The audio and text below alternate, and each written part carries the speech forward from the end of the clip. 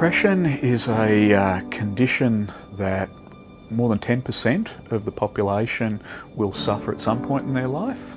Depression varies, it's not a singular issue, and it's not like a virus or a bacteria that invades the body. It's your body's response usually to difficult circumstances, to pressures in life, to life changes.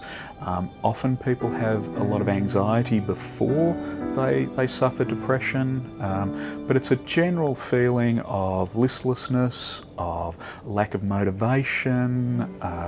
It can be very serious, so people can become suicidal as a result of depression, or it could just be that you're feeling blue and you don't get joy from life anymore, from things that you used to get joy from. So it varies between people quite significantly.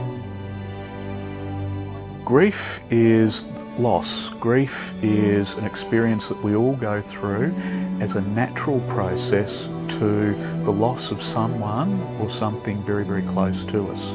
So typically it's the loss of a family member. It can be the loss of a relationship. It can be the loss of a job or a career that people go through. It can be the loss of a pet. We've had people coming through for that reason. Grief is a natural process, and it's a process that creates distress in people, creates crying, listlessness, similar to depression in some ways. The difference between grief and depression is that grief is specifically about loss, and grief will generally pass when people go through a process of grieving. So they go through symbolic visits to a grave, or they say goodbye to people, and generally when grief follows the normal trajectory, people recover after a period of months, sometimes years, but it's always something that ends, whereas depression is something that is less clear in terms of where it comes from, why it's there. It can often be more pervasive than grief. It's not about the loss of a single person or even a career, but more a feeling of hopelessness or helplessness, and it can be very unclear why we have it, or it can be related to things like work stress or unhappiness in relationship, that kind of thing.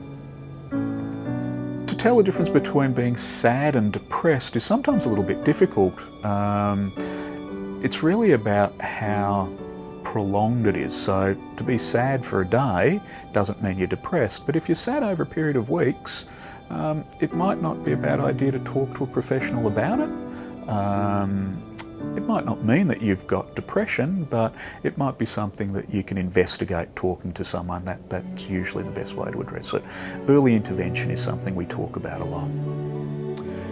Grief becomes a problem when it doesn't resolve, and that differs according to who's been lost or what's been lost.